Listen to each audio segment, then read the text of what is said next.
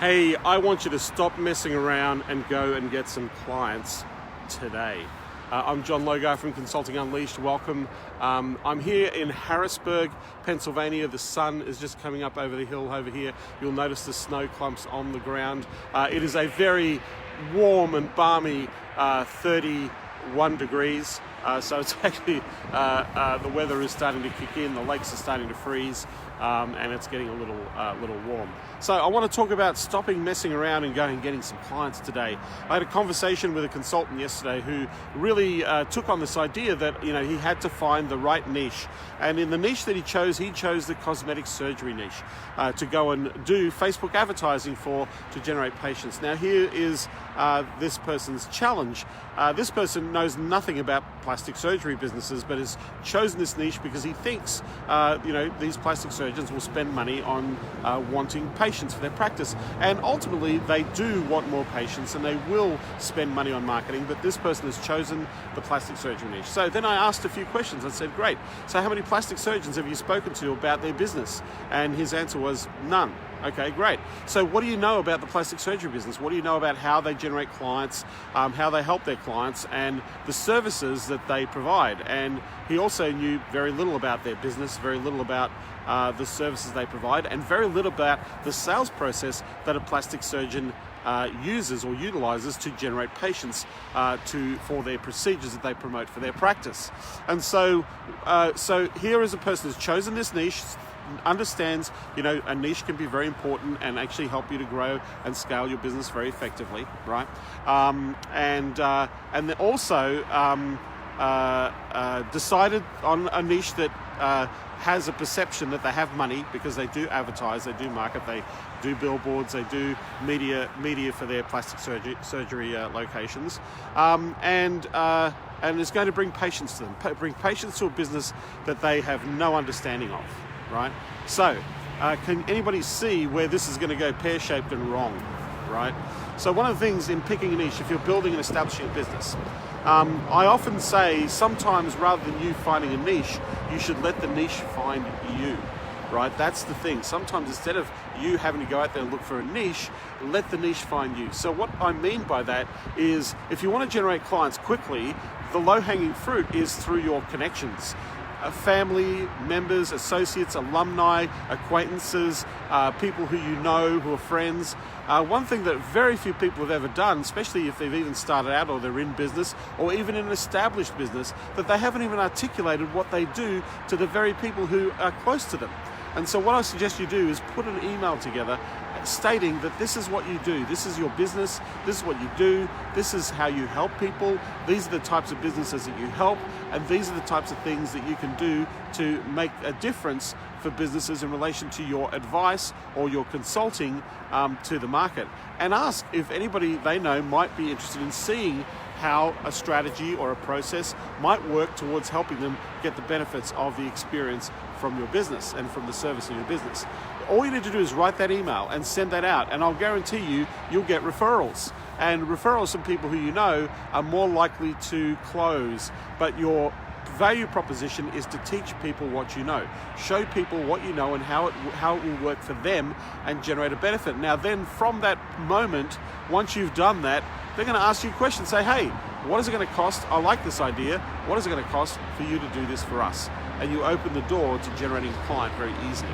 Now, as far as letting the niche pick you, one of the things that I highly recommend is you take the time to talk to business people and business owners about their business and how their businesses work and what their businesses are all about.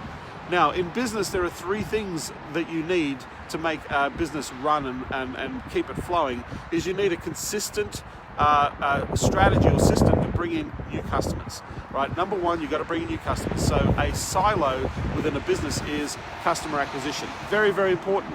The second silo in a business is to make sure that when you acquire a customer, that they spend as much money as possible on the products or the services that you have to sell, so that you can generate a significant amount of margin and profit from that, but more importantly, to get more wallet share in the process. So there is a way. You have a sale. Every business has a sales process. So one of the things you want to understand is what is your sales process in that business? Ask the question, hey, how do you sell clients? How do they buy? How long does it take for a client to make a purchase decision?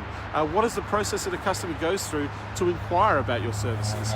What do you charge? Do you have premium priced products and services at a higher end? Do you offer multiple options to a customer in the sales process? So you need to understand, one, how they acquire customers, where they come from. Number two, how do they sell them and charge them as much as possible for their product or service? And the third silo is, how do they keep them coming back? How do they keep hold of them or hang on to them?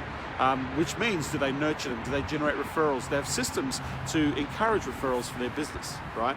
So here's the thing in this scenario. Those are the three things that will grow any business on the planet, including yours, right? You need more customers. You need those customers to invest as much money as possible in your services. And if you run a recurring business model where they pay you month by month, you want to keep that customer on for as long as possible by nurturing them, by educating them, by supporting them, and by making sure that you deliver results consistently to your clients. So now that we know the three functions of a business, the idea is to go and talk to business owners and say, hey, how do you acquire customers? How's it working for you right now?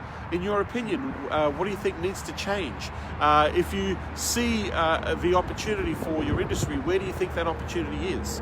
How does a customer buy your product or service? What does an ideal customer look like to you?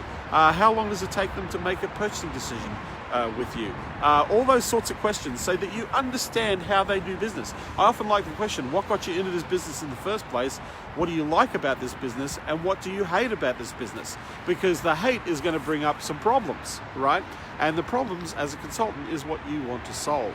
So my first recommendation, if you want to generate clients really quickly, is to take some time. If you know people who are in business, go and ask them about their business. Ask them how they do business. G'day, John, how you doing? Good to see you here. Ask them how they do business, right? How do they generate clients? How do they nurture them? How do they, what their opinions are on the trends or where they see opportunity. The more you understand about a business, the more you can help them, and more importantly, you can uncover some of the challenges they have. And when you can uncover challenges and listen to those and then articulate that challenge back, or that problem back to the prospective client, and say, right, I understand what your problem is. Now, if we were to find a way to bridge the gap between where you are now to where you want to be to solve this problem, would that be useful? And if we were to do that, what would it look like after the result? If we were able to achieve the result, what would that look like for you? Right? And they're going to articulate what that looks like and what their objective is. And so then you want to ask, so how quickly do you want the objective, right? Do you want to do that right now, or is that something you want to work on in a few months' time? Or how important is this objective?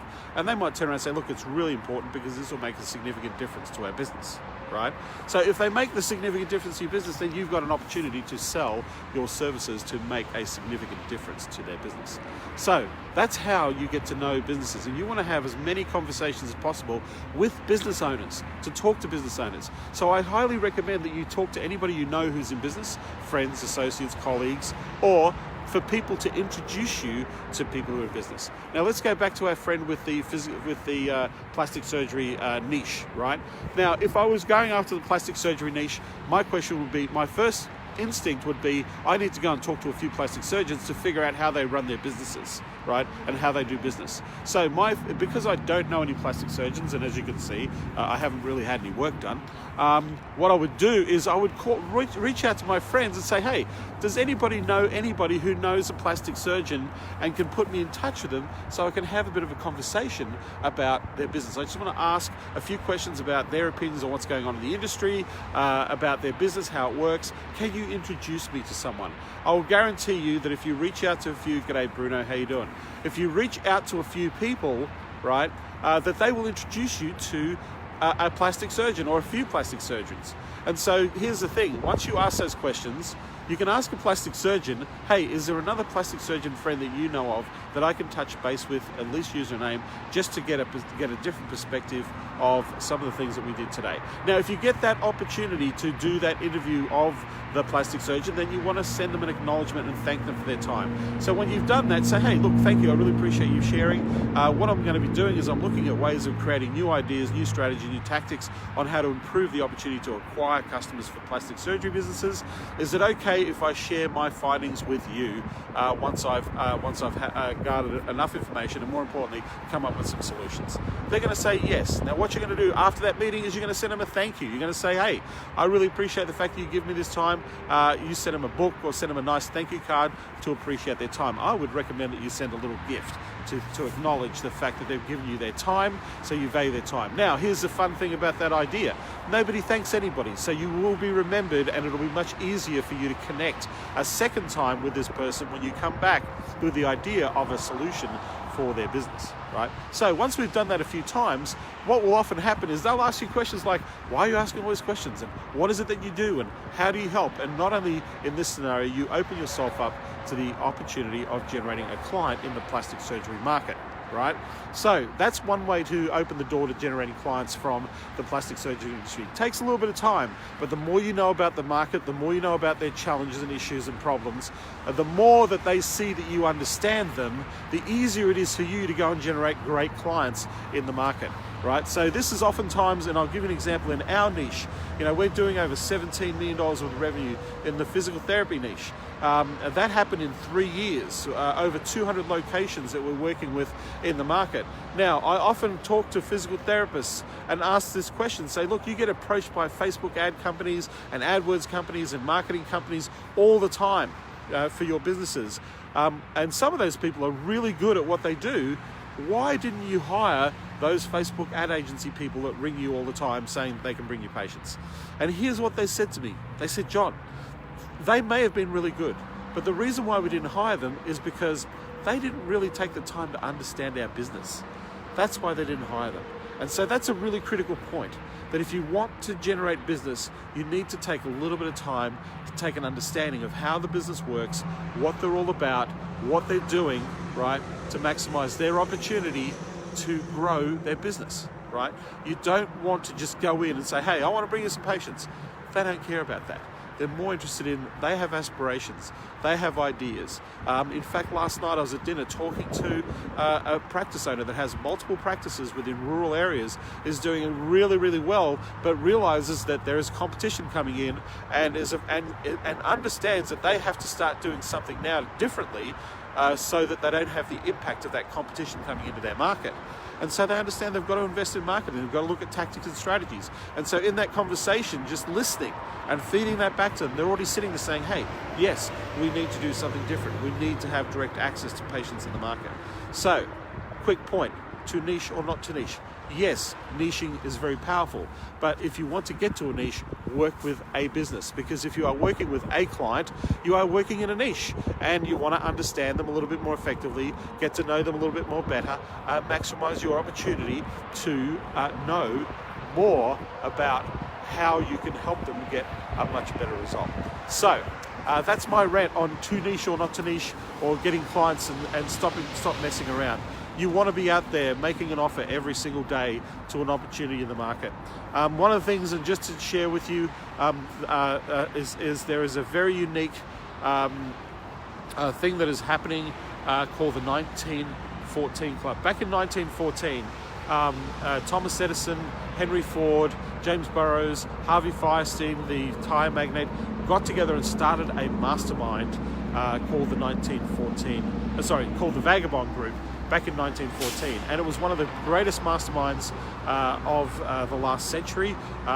Many industry people, artists, people who are innovators, creators, got together regularly to sit down and discuss how they could make things better, how they can improve, how they can change the world and change people's lives. And so I want you to, if you're interested in knowing a little bit more about the 1914 Club, I want you to just hashtag Vegas, VEGAS.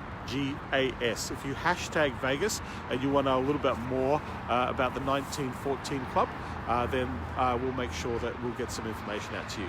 So I hope that this has been a little bit helpful to you. I hope that this has given you a little bit more clarity on your opportunity to go out there and generate clients, and how easily, how quickly you can actually engage, how you can nurture, and more importantly, open the door to you doing a lot more business. Thank you for watching. Remember, hashtag Vegas, VEGAS, to learn a little bit more about the 1914 Club. Other than that, I will look forward to seeing you on some other videos.